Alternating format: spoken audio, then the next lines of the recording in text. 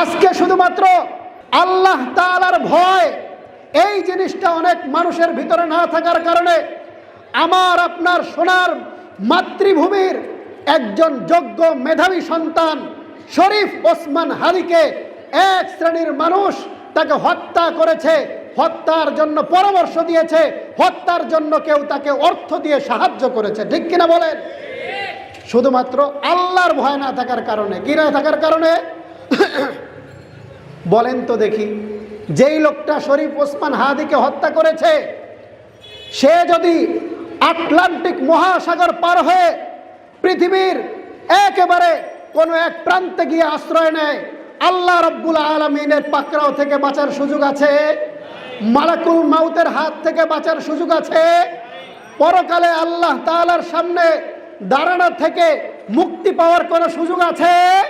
আল্লাহ বলতেছেন যে আমি আল্লাহকে যে ব্যক্তি ভয় করে আমার হুকুম লঙ্ঘন করা থেকে, আমার হুকুম অমান্য করা থেকে বিরত থাকবে, তার জন্য দুইটা পুরস্কার। এক নাম্বার হলো যে আল্লাহ তার জন্য নিষ্কৃতির পথ বের করে দিবেন। কিসের থেকে নিষ্কৃতি? মুফাসসিরিনে কেরাম লিখেছেন তাকে আল্লাহ তাআলা দুনিয়া এবং আখিরাতে, ইহকালীন এবং পরকালীন যাবতীয় জটিলতা, যাবতীয় সংকট, সব রকমের আপদ বিপদ থেকে আল্লাহ তাআলা তার জন্য নিষ্কৃতির পথ বের করে দিবেন। সুবহানাল্লাহ। দুই নাম্বার পুরস্কার আল্লাহ ঘোষণা করেছেন ওয়ারযুকহু মিন হাইসু লা ইয়াহতাসিব। আল্লাহ তাআলাকে যেই ব্যক্তি ভয় করে তার হুকুম অমান্য করা থেকে বিরত থাকবে, তার জন্য এই আয়াতের মধ্যে দুই নাম্বার পুরস্কার আল্লাহ ঘোষণা করতেছেন যে তাকে আল্লাহ এমন স্থান থেকে রিজিকের ব্যবস্থা করে দিবেন যা সে কল্পনাও করতে পারবে না। রিজিক মানে কি? রিজিক মানে হলো যে একটা মানুষের যাবতীয় প্রয়োজনাদি যা রয়েছে দুনিয়া এবং আখিরাতে, একজন মানুষের যত কিছুর প্রয়োজন হতে পারে, তার খাবার দাবার, পোশাকাদি, তার পরিবার ইত্যাদি যা কিছু দরকার, আল্লাহ তাআলা তার যাবতীয় প্রয়োজন পূরণ করার ব্যবস্থা করে দিবেন। সুবহানাল্লাহ। তাইলে আমাদের কথাটা সংক্ষিপ্ত করি।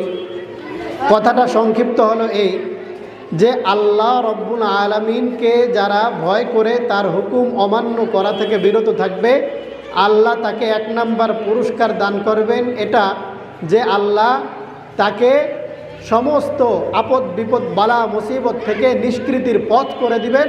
দুই নাম্বার আল্লাহ তাআলা তাকে এমন স্থান থেকে রিজিকের ব্যবস্থা করবেন যা সে কল্পনাও করতে পারবে না। সুবহানাল্লাহ।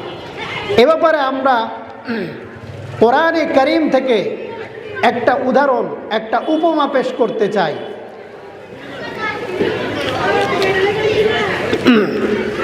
উপমাটা হলো কোরআনে কারীমের সূরা কাসাসের মধ্যে আল্লাহ তাআলা হযরত মূসা আলাইহিস সালাতু ওয়াস সালামের ঘটনা উল্লেখ করেছেন। মূসা আলাইহিস সালাতু ওয়াস সালাম মিশরের বাসিন্দা। তিনি একদিন দুপুরবেলা তার বাসস্থান থেকে বের হলেন, রাস্তা দিয়ে হাঁটতেছেন। রাস্তায় যাওয়ার পরে দেখেন দুইটা লোক ঝগড়া বিবাদে লিপ্ত হয়েছে। ঝগড়ার এক পর্যায়ে একে অপরের সাথে মারামারিতে লিপ্ত হয়ে গেছে। যেই দুইজন লোক মারামারি করতেছিল তার মধ্যে একজন হলো বনি ইসরাইলের বংশের লোক, আরেকজন হলো কিপ্তি বংশের লোক। বনি ইসরাইল এটা মূসা আলাইহিস সালামের বংশ, কিপ্তি এটা ফেরাউনের বংশ। তো এমনিতেই ফেরাউনের বংশের যারা, তারা বনি ইসরাইলের লোকদের উপর খুব বেশি জুলুম নির্যাতন নিপীড়ন করত। তো বনি ইসরাইলের যেই লোকটা ছিল সেই লোকটা মূসা আলাইহিস সালাতু ওয়াস সালামকে দেখা মাত্র ডাক দিয়ে বলল, হে মূসা, আমার উপর কিপ্তি লোকটা জুলুম করতেছে, তুমি তার জুলুম থেকে আমাকে হেফাজত করো, আমাকে একটু সাহায্য করো। মূসা আলাইহিস সালাতু ওয়াস সালাম যুবক বয়স, তিনি এগিয়ে গেলেন। প্রথমে কিপ্তি লোকটাকে বোঝানোর চেষ্টা করলেন মুখের মাধ্যমে যে ভাই মারামারি করো না, তার প্রতি জুলুম করো না, তুমি থামো। কিন্তু কিপ্তি লোকটা কিছুতেই মূসা আলাইহিস সালাতু ওয়াস সালামের এই উপদেশ মানতে রাজি না, মূসা আলাইহিস সালাতু ওয়াস সালামের কথা মানতে রাজি না। এমন সময় মূসা আলাইহিস সালাতু ওয়াস সালামের রাগ উঠে যায় এবং একটা ঘুষি মারে ওই লোকটাকে। মুসা আলাইহিস সালাতু ওয়াস সালামের এক ঘুষিতে কিপ্তি লোকটা সাথে সাথে মাটিতে পড়ে তার মৃত্যু হয়ে যায়। তো মুসা আলাইহিস সালাতু ওয়াস সালাম এই লোকটাকে একটা ঘুষি মেরেছিল, তাকে হত্যা করার জন্য নয়, বরং তাকে ঝগড়া বিবাদ থেকে বিরত রাখার জন্য, ঝগড়া মীমাংসা করার জন্য। কিন্তু লোকটা সাথে সাথে জায়গায় মারা গেল। মুসা আলাইহিস সালাতু ওয়াস সালাম মনে মনে লজ্জিত হলেন। সাথে সাথে তিনি আল্লাহ তাআলার কাছে ক্ষমা চাইলেন, রব্বি ইন্নী যালামতু নাফসি ফাগফিরলি, ও আল্লাহ আমি একটা জুলুম করে ফেলেছি, অতএব তুমি আমাকে ক্ষমা করে দাও। আল্লাহ বলেন ফাগফারালা, আমি সাথে সাথে মুসা আলাইহিস সালাতু ওয়াস সালামকে মাফ করে দিলাম।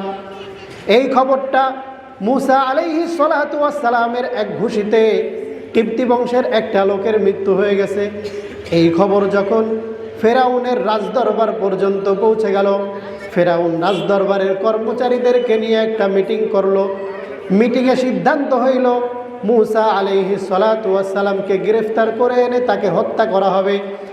আল্লাহর নবী মুসা আলাইহিস সালাতু ওয়াস সালামকে হত্যা করার এই সিদ্ধান্ত যখন ফেরাউনের কর্মচারীরা, ফেরাউনের রাজদরবারের লোকেরা এই সিদ্ধান্ত নিয়ে নিল, মুসা আলাইহিস সালাতু ওয়াস সালামের কাছে এই সংবাদটা ফেরাউনের রাজদরবারের একটা লোক দ্রুত এসে মুসা আলাইহিস সালাতু ওয়াস সালামের কাছে সংবাদ পৌঁছে দিল যে ফেরাউন সিদ্ধান্ত নিয়েছে আপনাকে হত্যা করবে।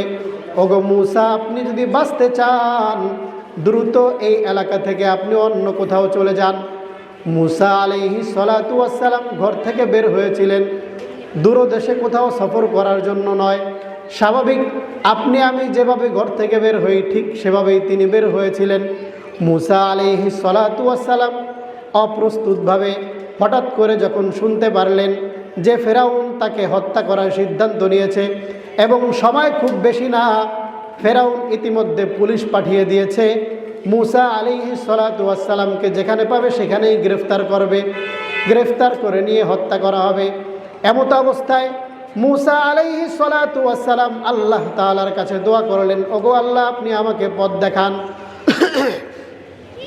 মুসা আলাইহিস সালাতু ওয়াস সালাম আত্মরক্ষার জন্য, ফেরাউনের জুলুম থেকে বাঁচার জন্য দ্রুত তিনি মিশরের সীমান্ত পার হয়ে মাদিয়ান নামক এলাকার রাস্তা ধরে হাঁটা শুরু করলেন। মুসা আলাইহিস সালাতু ওয়াস সালাম জীবনে কখনো মাদিয়ান যান নাই, অচেনা অজানা এক রাস্তা দিয়ে হাঁটা শুরু করছেন। অচেনা অজানা এক রাস্তা দিয়ে হাঁটতেছেন চলতেছেন, প্রায় 8-10 দিন লাগাতার পর্যন্ত সফর করলেন। এই 8-10 দিনে মুসা আলাইহিস সালাতু ওয়াস সালামের কোনো খাবারের ইন্তজাম ছিল না, খানা পিনা কোনো কিছুর ব্যবস্থা ছিল না। গাছের পাতা চিবিয়ে তিনি নিজের জীবন ধারণ করেছিলেন। মাদিয়ান নামক এলাকার এমন একটা জায়গায় গিয়ে তিনি পৌঁছলেন যেখানে ওই এলাকার মানুষ তাদের গবাদি পশুগুলোকে পানি পান করায়। একটা কূপের কাছে গিয়ে থামলেন। মুসা আলাইহিস সালাতু ওয়াস সালাম কূপের কাছে দেখলেন একটা গাছ, ওই গাছের নিচে তিনি গিয়ে বসে পড়লেন। আর দেখতেছেন রাখালেরা তাদের গরু এবং গবাদি পশুগুলোকে নিয়ে আসছে এখানে পানি পান করানোর জন্য। মুসা আলাইহিস সালাতু ওয়াস সালাম বসে আছেন আর দেখতেছেন। সাথে সাথে এটাও দেখলেন ওই কূপের পাশে একটু দূরে 2টা মেয়ে দাঁড়ানো আছে। 2টা মেয়ে তাদের ছাগলগুলো সাথে নিয়ে দাঁড়ানো। ছাগলগুলো বারবার এই কূপের কাছে পানি পান করার জন্য আসতে চায়, কিন্তু মেয়ে 2টা তাদের ছাগলগুলোকে এখানে আসতে দেয় না, ছাড়তে চায় না, বারবার আগলে রাখতেছে। মুসা আলাইহিস সালাতু ওয়াস সালাম যখন লক্ষ্য করলেন মেয়ে 2টা তাদের বকরিগুলোকে ছাড়তেছে না, পানি পান করানোর জন্য কূপের কাছে আসতে দিচ্ছে না, মুসা আলাইহিস সালাতু ওয়াস সালাম নিজে থেকে ওই মেয়ে 2টার কাছে তিনি গেলেন।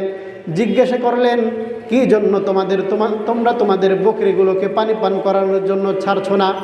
তারা উত্তর দিল, এখানে পুরুষ লোকেরা তাদের গবাদি পশুগুলোকে পানি খাওয়াচ্ছে। আমরা যদি এখন ওইখানে যাই তাহলে আমাদের পুরুষের সাথে আমাদের মিশতে হবে।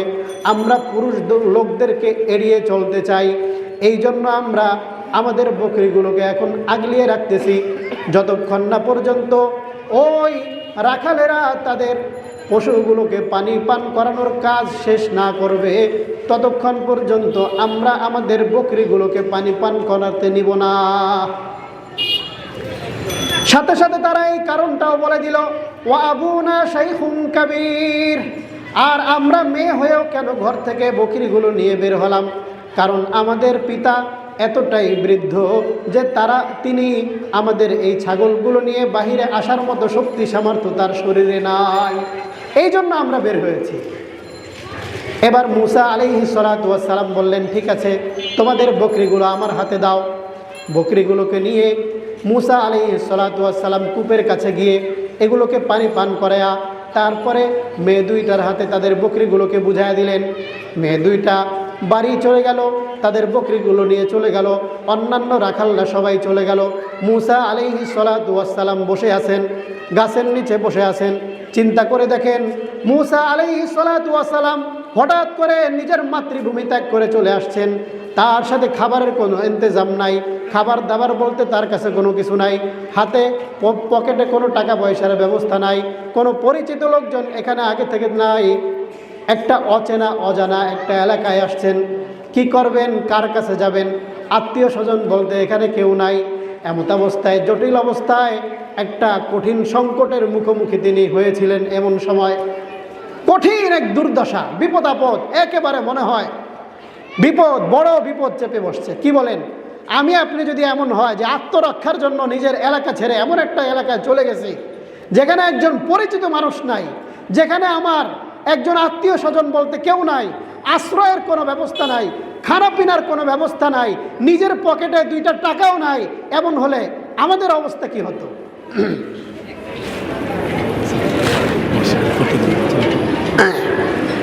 মুসা আলাইহিস সালাতু ওয়াস সালাম, আশ্রয়ের কোনো ব্যবস্থা নাই, খানা পিনার কোনো ব্যবস্থা নাই, কার কাছে থাকবেন, কার কাছে ঘুমাবেন, কি খাবেন কিছুই জানেন না। একটা লোক এখানে তার পরিচিত নাই। তো গাছের নিচে বসে তিনি একটা দোয়া করছেন। এই দোয়াটা কি? আল্লাহ কোরআনে উল্লেখ করছেন। দোয়াটা আল্লাহর এত পছন্দ হয়েছে, আল্লাহ কোরআনে উল্লেখ করেছেন। যুগ যুগ ধরে মানুষ এটা তেলাওয়াত করতে থাকবে। আমরা যখন কোরআন কারীম তেলাওয়াত করি, তারাবির সময় পড়ি, হাফেজ সাহেবরা যতবার পড়ে, মুসা আলাইহিস সালাতু ওয়াস সালামের এই স্মরণে এই দোয়া তাকে পড়তে হয়, বাধ্য। মুসা আলাইহিস সালাতু ওয়াস সালাম একটা দোয়া করলেন, রব্বি ইন্নী লিমা আনজালতা ইলাইয়া মিন খায়রিন ফাকির, রব্বি ইন্নী লিমা আনজালতা ইলাইয়া মিন খায়রিন ফাকির। ওগো আল্লাহ, আমি আপনার দয়ার ভিখারি, আমি আপনার অনুগ্রহের ভিখারি। আপনি আমার প্রতি যেই অনুগ্রহ দান করবেন, আমি সেই অনুগ্রহের ভিখারি। এই দোয়াটা বুজুর্গানে দিন লিখেছেন, কেউ যদি বিপদগ্রস্ত অবস্থায় কেউ যদি এই দোয়াটা পড়ে, আল্লাহ তাআলা তাকে বিপদ থেকে উদ্ধারের ব্যবস্থা করবেন। সুবহানাল্লাহ পড়ি সবাই। যদি কারো সন্তানাদি হয় না, এমন হয়, যদি এই দোয়াটা পড়ে, আল্লাহ তাআলা তার নেককার সন্তানের ব্যবস্থা করে দিবেন। যদি কারো চাকরি বাকরির ব্যবস্থা না থাকে, এই দোয়া পড়লে অচিরেই আল্লাহ তাআলা বেশি বেশি পরিমাণে যদি কেউ এই দোয়াটা পড়ে, আল্লাহ তাআলা তার জন্য কোনো একটা ব্যবস্থা করে দিবেন। মুসা আলাইহিস সালাতু ওয়াস সালাম দোয়া পড়লেন, রব্বি ইন্নী লিমা আনজালতা ইলাইয়া মিন খায়রিন ফাকির। ওগো আল্লাহ, আমি আপনার দয়ার ভিখারি। এই দোয়াটা করার পর কিছুক্ষণের মধ্যেই দেখলেন ওই যেই দুইটা মেয়ে তাদের বকরিগুলোকে তিনি পানি পান করাইছেন, তাদের মধ্যে থেকে একটা মেয়ে মুসা আলাইহিস সালাতু ওয়াস সালামের সামনে আসছে, লাজুকভাবে মুখটা ঢেকে এরপরে আসছে। মুসা আলাইহিস সালাতু ওয়াস সালামের সামনে এসে মেয়েটা বলতেছে যে, আপনি যে আমাদের বকরিগুলোকে পানি পান করাইছেন, আমার বাবা আপনাকে এটার প্রতিদান দিতে চান, এই জন্য আমার বাবা আপনাকে ডেকেছেন। তো এই কথা বলার পর মুসা আলাইহিস সালাতু ওয়াস সালাম বললেন, আচ্ছা ঠিক আছে, এক কাজ করো, তুমি মেয়ে মানুষ, তুমি আমার পেছনে পেছনে হাঁটো, আমি তোমার সামনে সামনে হাঁটি, তাইলে আমার নজরটা তোমার দিকে পড়বে না। সুবহানাল্লাহ। তো তুমি আমাকে পেছন থেকে রাস্তা বলে দিবে, আর আমি তোমার সামনে সামনে হাঁটতে থাকব। তো সুন্দর মতো বাড়িতে গেলেন, গিয়ে দেখলেন মুসা আলাইহিস সালাতু ওয়াস সালাম, যে মেয়ের একটা বাবা, একজন বাবা বৃদ্ধ, এই বৃদ্ধ কোনো সাধারণ মানুষ নয়, তিনিও আল্লাহ তাআলার বিখ্যাত পয়গম্বর হযরত শুআইব আলাইহিস সালাতু ওয়াস সালাম। বলেন সুবহানাল্লাহ। এবার শুআইব আলাইহিস সালাম তাকে জিজ্ঞাসা করলেন, বাবা তুমি কোত্থেকে আসছো, কি জন্য আসছো? তিনি তার ঘটনা বিস্তারিত বললেন যে এরকম ফেরাউনের জুলুম নির্যাতন থেকে বাঁচার জন্য, আত্মরক্ষার জন্য আমি আমার মাতৃভূমি মিশর ত্যাগ করে এই এলাকায় চলে এসেছি। এবার ওই যে মেয়েটা মুসা আলাইহিস সালাতু ওয়াস সালামের সাথে আসছে,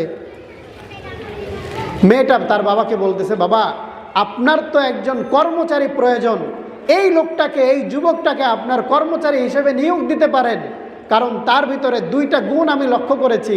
একটা গুণ হলো সে শক্তিশালী, আর একটা গুণ হলো সে খুব আমানতদার ব্যক্তি, কওয়িয়ুল আমিন। তো মেয়েটা জানলো কিভাবে যে মুসা আলাইহিস সালাতু ওয়াস সালাম শক্তিশালী এবং আমানতদার?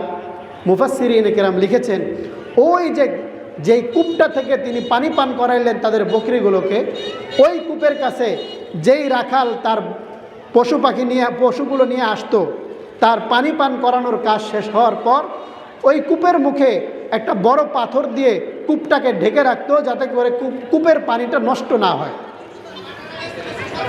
তো মুসা আলাইহিস সালাতু ওয়াস সালাম যখন ওই কূপের পানি পান করানোর জন্য বকরিগুলো নিয়েছিলেন, সাধারণত কূপের মুখের যে পাথরটা আছে এটা সরাইতে কমসে কম 8-10 জন যুবকের প্রয়োজন হইতো, কিন্তু মুসা আলাইহিস সালাতু ওয়াস সালাম যখন কূপের কাছে গিয়েছিলেন তখন তিনি একাই সেই পাথরটাকে উঠিয়ে দিয়েছিলেন। বলেন সুবহানাল্লাহ। আর 1 নাম্বার গুণ তার শক্তিশালী, 2 নাম্বার সে আমানতদার। কিভাবে? ওই যে মেয়েটা যখন মুসা আলাইহিস সালাতু ওয়াস সালামকে ডাকতে গেলেন, তখন মুসা আলাইহিস সালাম কি বলছেন যে তুমি সামনে চলো, আমি তোমার পেছনে পেছনে চলি, তুমি পেছনে চলো, আমি সামনে চলি। এর দ্বারা বোঝা যায় যে মুসা আলাইহিস সালাতু ওয়াস সালাম বড় আমানতদার হবেন। এই জন্য মেয়েটা তার বাবার কাছে সুপারিশ করছে, বাবা আপনার তো কর্মচারী প্রয়োজন, একটা কাজের লোক প্রয়োজন, আপনি তাকে কর্মচারী হিসেবে নিয়োগ দিতে পারেন। এবার হযরত শুআইব আলাইহিস সালাতু ওয়াস সালাম মুসা আলাইহিস সালাতু ওয়াস সালামের কাছে প্রস্তাব করলো, হে যুবক, আমি আমার 2 কন্যা সন্তানের মধ্য থেকে একজন কন্যাকে তোমার কাছে বিবাহ দিতে চাই। সুবহানাল্লাহ। একজন কন্যাকে তোমার কাছে বিয়ে দিতে চাই। মোহর কি হবে? মোহরের ব্যবস্থা তো তোমার কাছে নাই, টাকা পয়সা নাই, তুমি কি দিবা? মোহর হিসেবে তুমি আমার 8 বছর খেদমত করবা, 8 বছর আমার কাজ করবা, চাইলে তুমি আরো 2 বছর বাড়াইতে পারো, তবে 8 বছর দায়িত্ব পালন করলেও হবে, এটাই হবে তোমার বিয়ের মোহর। তো বিয়ে হলো, মুসা আলাইহিস সালাতু ওয়াস সালামের থাকার ব্যবস্থা হলো, খাওয়ার ব্যবস্থা হলো, সুন্দর পরিবারের ব্যবস্থাও হলো। সুবহানাল্লাহ পড়েন সবাই। আমাদের জন্য এখানে শিক্ষা, মুসা আলাইহিস সালাতু ওয়াস সালাম বিপদে পড়েছেন, উদ্ধার করলেন কে? রিজিকের ব্যবস্থা করলেন কে? আশ্রয়ের ব্যবস্থা করলেন কে? সুন্দর উত্তম পরিবারের ব্যবস্থা করলেন কে? ওই আল্লাহ আছেন কি নাই? ওয়ামাই ইয়াত্তাকিল্লাহা ইয়াজআল লাহু মাখরাজা। যেই ব্যক্তি আল্লাহকে ভয় করে চলবে, আল্লাহর ভয়ে আল্লাহর হুকুম অমান্য করা থেকে বিরত থাকবে, আল্লাহ রব্বুল আলামিন তার জন্য নিষ্কৃতির পথ করে দিবেন এবং তাকে এমন জায়গা থেকে রিজিকের ব্যবস্থা করবেন যা সে কখনো কল্পনাও করতে পারবে না। বলেন সুবহানাল্লাহ। সিরিয়ার রাজধানী দামেস্কের একজন শায়েখের কাছে তার এক ছাত্র আসছে। আয়েশা বলছে, শায়েখ আমার অনেক বড় পেরেশানি চলতেছে। কি পেরেশানি? ছাত্র বলতেছে, শায়েখ আমার 1 নাম্বার সমস্যা হইল আমার কোনো ব্যাংক ব্যালেন্স, টাকা পয়সা বলতে কোনো কিছু জমা নাই। 2 নাম্বার আমার ঘর বাড়ির ব্যবস্থা নাই। 3 নাম্বার আমার ভালো একটা চাকরির ব্যবস্থা নাই। কোনো মতে একটা চাকরি আছে, তাও না থাকার মতো।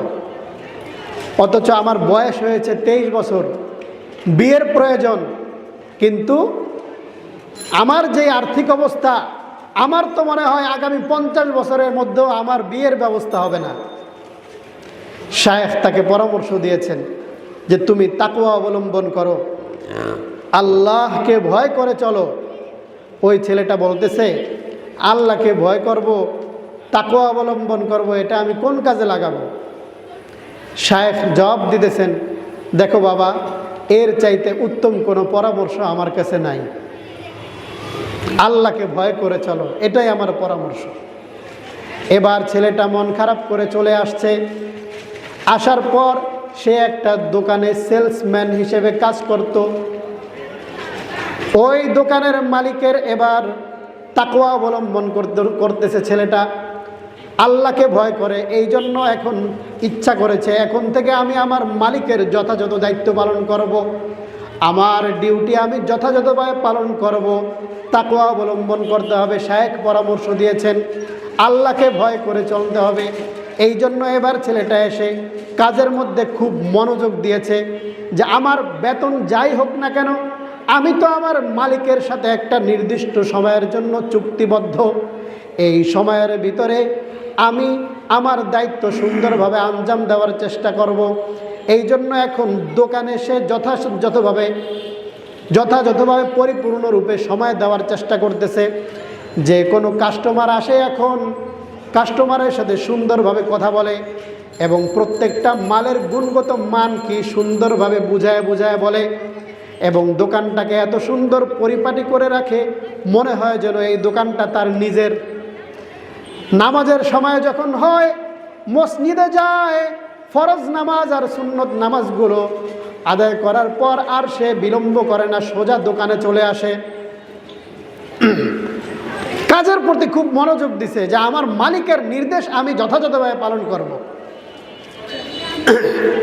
এইভাবে তার 1 বছর কেটে গেছে।